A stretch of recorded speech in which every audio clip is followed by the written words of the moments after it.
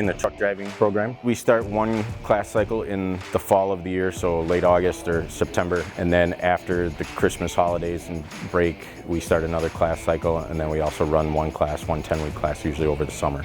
We actually run a couple of different program setups. Typically, we're running either a 10-week program or a 16-week program, just depending on if you're part of the day class or the night class. We basically start from square one and work them all the way up until they're ready to take their test and get their CDL. We have students of varying skill levels.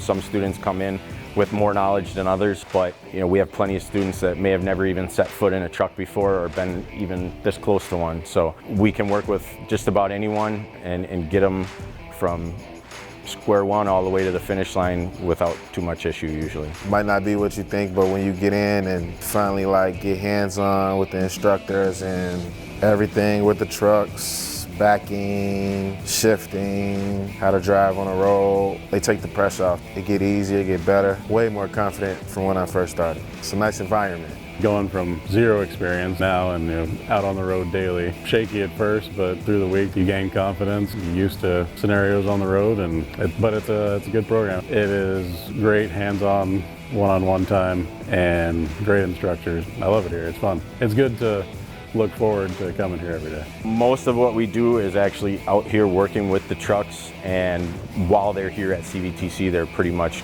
hands-on in a truck, doing what they need to do to be able to go out and do the job in the industry. The underlying goal is to get a CDL so that you can go out in the industry and start working. We hold ourselves to a much higher standard that we want them to be ready to work and be successful and be safe in the industry more so than just getting them a CDL. So they get a lot more knowledge and information that will be helpful to them in their career in the future, not just pass the CDL exam and leave with that.